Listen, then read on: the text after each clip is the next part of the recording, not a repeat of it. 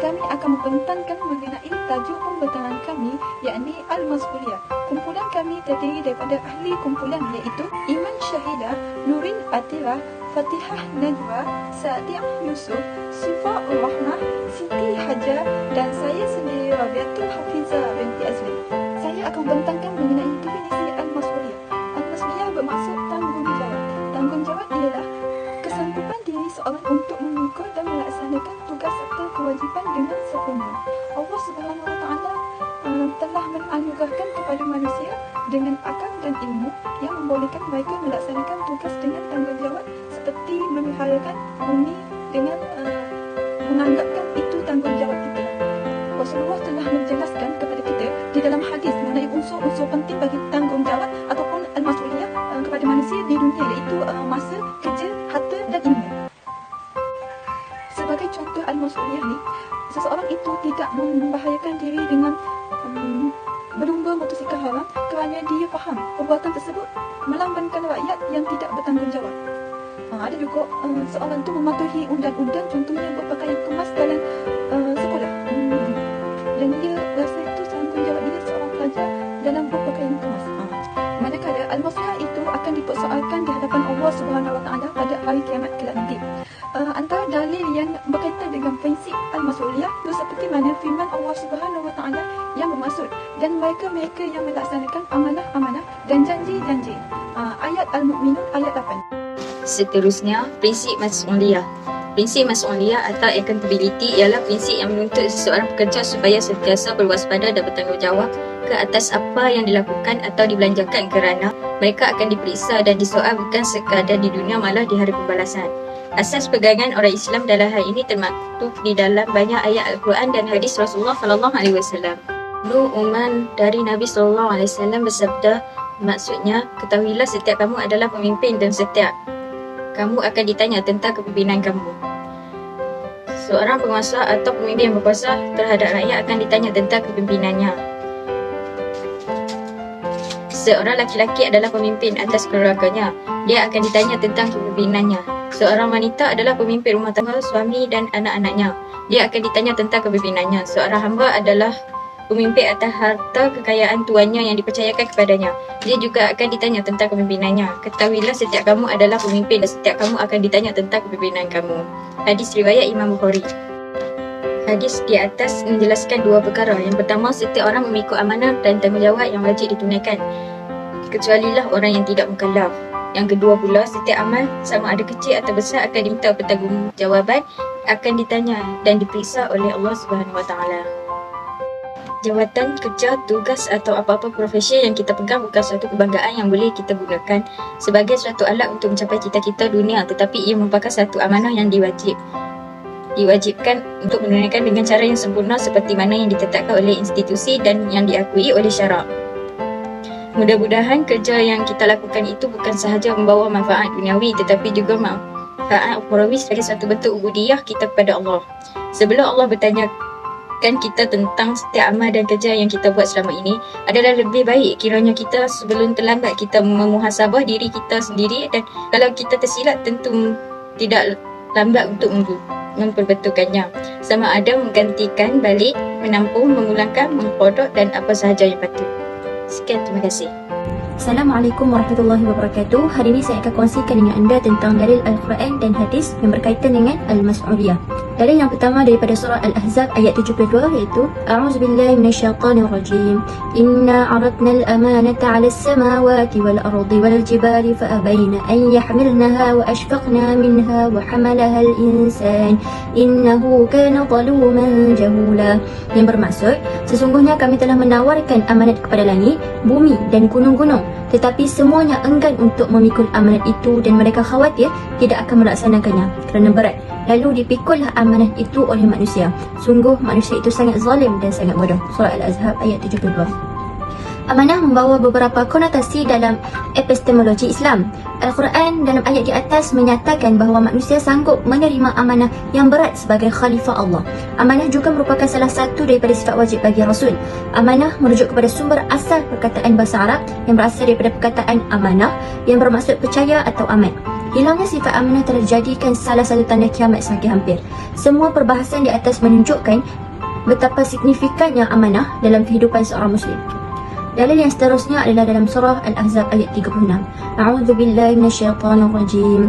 Wa ma kana lil mu'minin wa la mu'minatin idza qada Allahu wa rasuluhu amran an yakuna lahumul khiyaratu min amrihim wa man ya'sillaha wa rasulahu faqad dhalla dhalalan mubina. Yang bermaksud, dan tidaklah pantas bagi laki-laki yang mukmin dan perempuan yang mukmin apabila Allah dan Rasulnya telah menetapkan suatu ketetapan akan ada pilihan yang lain bagi mereka tentang urusan mereka. Dan barang siapa menderhakai Allah dan Rasulnya, maka sesungguhnya dia telah sesat dengan ketatan yang nyata. Surah Al-Ahzab ayat 36. Dalam surah As-Saff ayat 2 dan 3. A'udzu billahi minasyaitonir rajim. Ya ayyuhalladzina amanu lima taquluna ma la taf'alun. Wahai orang-orang yang beriman, mengapa kamu mengatakan sesuatu yang tidak kamu kerjakan? Kabura maqtan 'indallahi an taqulu ma la taf'alun. Itu sangatlah dibenci di sisi Allah jika kamu mengatakan apa-apa yang tidak kamu kerjakan. Surah As-Saff ayat 2 dan 3. Dalil hadis yang berkaitan dengan Al-Mas'uliyah pula dari Ibnu Umar radhiyallahu anhu dari Nabi sallallahu alaihi wasallam, baginda sallallahu alaihi wasallam bersabda, maksudnya, ketahuilah setiap kamu adalah pemimpin dan setiap kamu akan ditanya tentang kepimpinan kamu. Seseorang amir, penguasa atau pemimpin yang berkuasa terhadap rakyat akan ditanya tentang kepimpinannya. Seseorang lelaki-laki adalah pemimpin atas keluarganya, dia akan ditanya tentang kepimpinannya. Seorang wanita adalah pemimpin rumah tangga suami dan anak-anaknya, dia akan ditanya tentang kepimpinannya. Seorang hamba adalah pemimpin atas harta kekayaan tuannya yang dipercayakan kepadanya, dia juga akan ditanya tentang kepimpinannya. Ketahuilah, setiap kamu adalah pemimpin dan setiap kamu akan ditanya tentang kepimpinan kamu. Imam Muslim. Hadis di atas menjelaskan dua perkara. Pertama, setiap orang memikul amanah dan tanggungjawab yang wajib ditunaikan, kecuali orang yang tidak mukallaf. Dan yang kedua, setiap amal sama ada kecil atau besar akan diminta pertanggungjawaban, dan akan ditanya oleh Allah dan akan disiasat oleh Allah. Wallahu a'lam. Assalamualaikum warahmatullahi wabarakatuh. Saya Saadi binti Yusuf. Seterusnya saya akan berkongsi mengenai tanggungjawab manusia di atas muka bumi, yang mana Allah Subhanahu Wa Taala telah menciptakan setiap manusia dengan tidak sia-sia. Iaitu semua yang memiliki tanggungjawab dan tugas mereka masing-masing. Tidak kiralah jenis jantina, pangkat umur, akal dan kebolehan, semuanya mempunyai tanggungjawab yang penting untuk dilaksanakan. Seperti firman Allah Subhanahu Wa Taala yang bermaksud, patutkah manusia melangkah bahawa ia akan ditinggalkan kebiar ini dengan tidak diberikan tanggungjawab dan tidak dihidupkan untuk menerima balasan? Surah Al-Qiyamah ayat 36. Tambahan pula, kita sebagai seorang Muslim yang agamanya diperakui, ini agama yang benar di sisi Allah Subhanahu Wa Taala, itu agama yang mengatur kehidupan manusia mengikut perintah Allah dan mengikut sunnah Rasulullah Sallallahu Alaihi Wasallam. Firman Allah Subhanahu Wa Taala yang bermaksud, dan tidaklah harus bagi orang yang beriman, lelaki dan perempuan, apabila Allah dan Rasulnya menetapkan keputusan mengenai sesuatu perkara, iaitu tidaklah harus bagi mereka mempunyai hak untuk memilih ketetapan sendiri mengenai urusan mereka. Dan sesiapa yang tidak taat kepada hukum Allah dan Rasulnya, maka sesungguhnya dia telah sesat dengan kesesatan yang jelas nyata. Surah Al-Ahzab ayat 36. Antara tanggungjawab yang utamanya ialah sebagai khalifah, seperti firman Allah Subhanahu Wa Taala yang bermaksud, dan ingatlah ketika Tuhan berfirman kepada malaikat, sesungguhnya aku hendak menjadikan seorang khalifah di bumi. Mereka bertanya tentang hikmah ketetapan Tuhan itu dengan berkata, adakah engkau ya Tuhan kami hendak menjadikan bumi itu orang yang akan membuat bencana dan menumpah darah, iaitu berbunuh-bunuhan, padahal kami sentiasa bertasbih dengan memujimu dan mensucikanmu? Tuhan berfirman, sesungguhnya aku mengetahui apa yang kamu tidak mengetahuinya. Surah Al-Baqarah ayat 30. Jelaslah pada ayat ini bahawa Allah Subhanahu Wa Taala menciptakan manusia untuk menjadikan manusia itu sebagai khalifah, iaitu ketua di atas muka bumi ini. Seorang khalifah yang baik juga dia akan bertanggungjawab ke atas masa, kerja, harta, ilmu, dan semua ini akan dihadapkan di hadapannya pada hari akhirat kelak.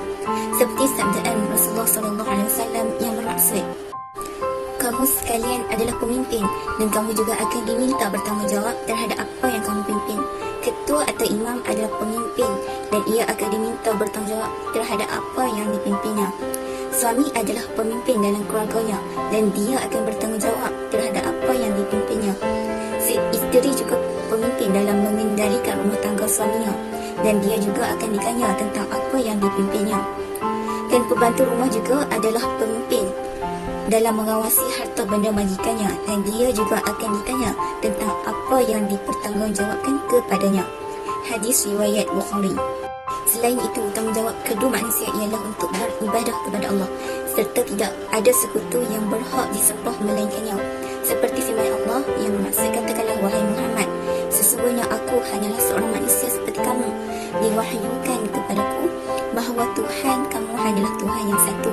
Oleh itu, siapa yang percaya dan berharap akan pertemuan dengan Tuhannya, hendaklah dia mengerjakan amal soleh dan janganlah dia mempersekutukan sesiapa pun dalam ibadahnya kepada Tuhannya. Surah Al-Kahfi ayat 110. Dan firman Allah Subhanahu Wa Taala lagi yang bermaksud, dan ingatlah aku tidak menciptakan jin dan manusia melainkan untuk mereka menyembah dan beribadat kepadanya. Surah Al-Zariyat ayat 56. Jelaslah bahawa Allah menciptakan makhluknya untuk beribadah kepadanya. Beribadah ini membawa maksud menghambakan diri kepada Allah. Berbagai bentuk dalam beribadah kepada Allah, antaranya solat, berpuasa, membayar zakat, bersedekah, menunaikan haji dan umrah serta sebagainya. Dengan wujudnya tanggungjawab beribadah kepada Allah ini, manusia akan lebih memahami tujuan hidup dan makna iman serta takwa yang sebenarnya. Tanggungjawab manusia yang ketiga, iaitu yang terakhir, ialah memakmurkan bumi. Seperti firman Allah yang bermaksud, dialah yang menjadikan kamu dari bahan-bahan bumi serta menghendaki kamu memakmurkannya. Surah Hud ayat 61.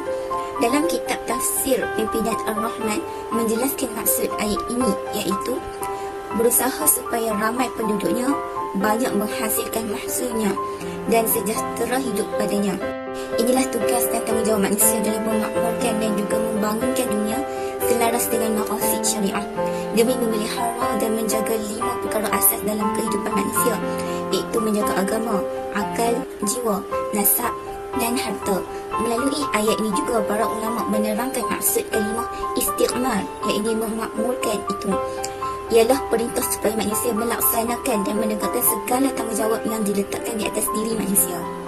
Tambahan lagi, Islam meletakkan tanggungjawab kepada agama itu merupakan sesuatu yang paling utama dan paling penting dalam hidup manusia.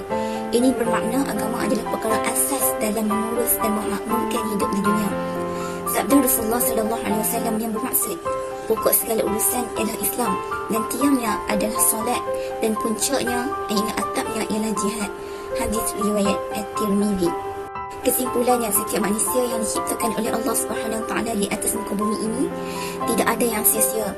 Semuanya berbekalkan tanggungjawab dan amanah yang harus dipikul masing-masing.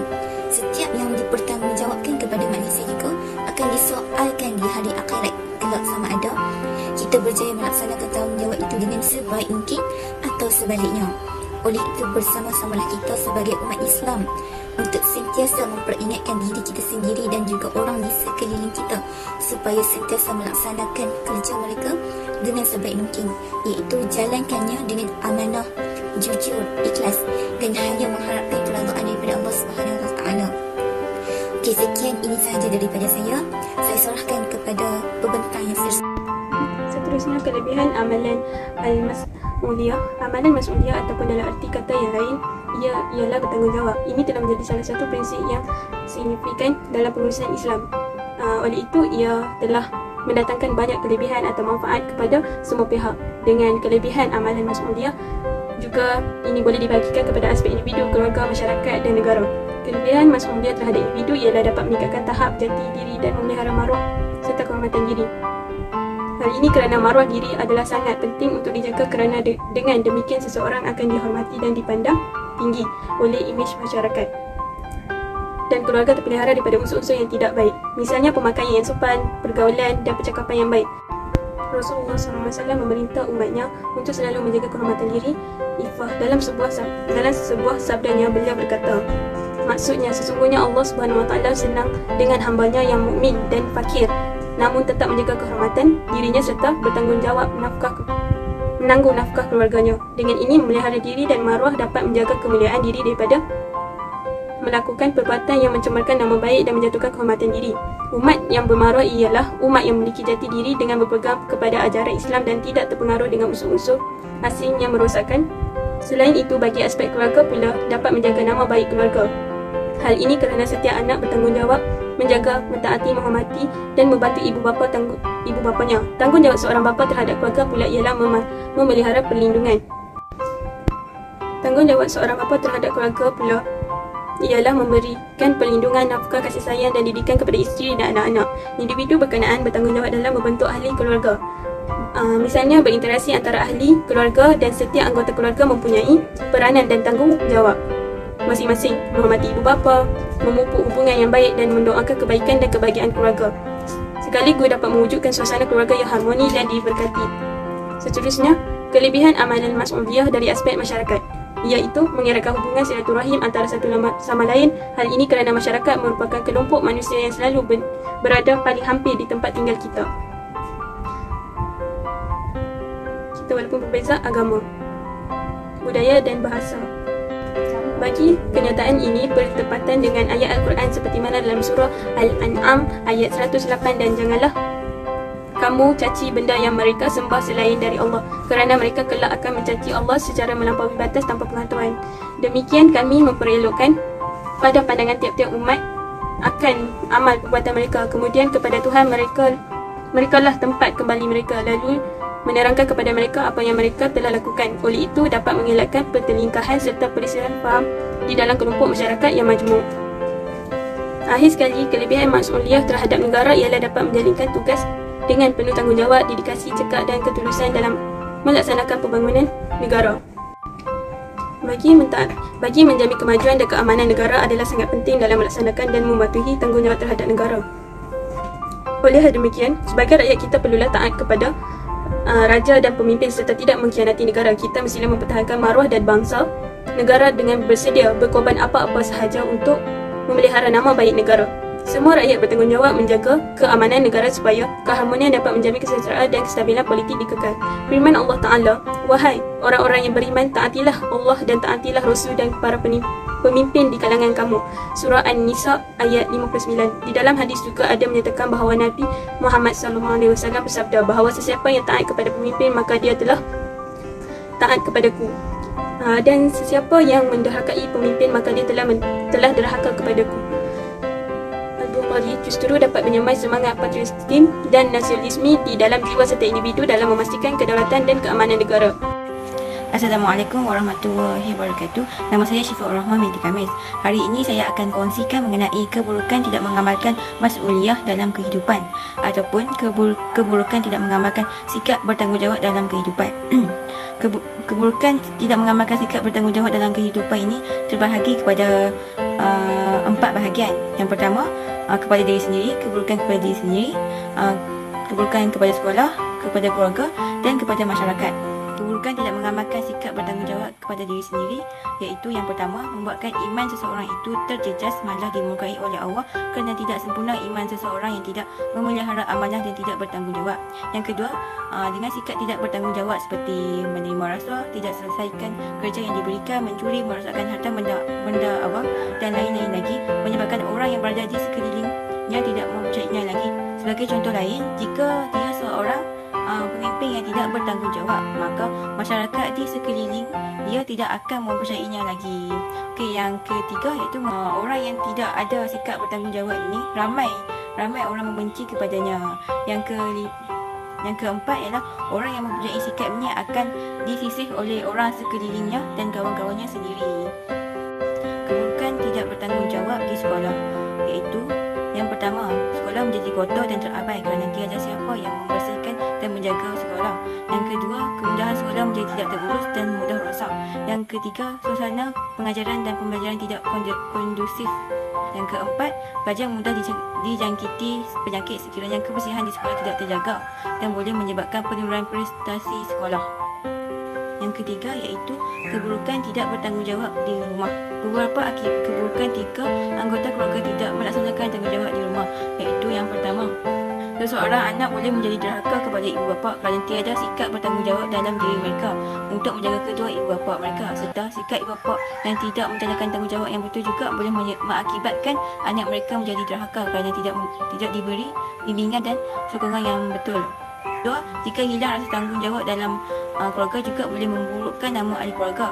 Yang ketiga iaitu boleh menyebabkan hubungan keluarga menjadi renggang kerana hilang rasa bertanggungjawab dan membuatkan keluarga tersebut tidak dihargai dan tidak dihormati oleh anggota keluarganya yang lain. Yang keempat, keluarga menjadi tidak harmonis, maka terjadilah perpecahan antara anggota keluarga. Yang kelima, dilabelkan sebagai pemalas kerana tidak menjalankan tanggungjawab yang diberikan, malah suka dipercayai oleh anggota keluarganya yang lain. Yang keempat iaitu, yang terakhir iaitu keburukan masyarakat yang tidak mengamalkan sikap bertanggungjawab, iaitu yang pertama, persekitaran menjadi kotor dan tidak selesa kerana penduduk tidak bertanggungjawab terhadap kebersihan persekitaran. Yang kedua, jenayah sering berlaku kerana sesama masyarakat tidak mengambil berat antara satu sama lain.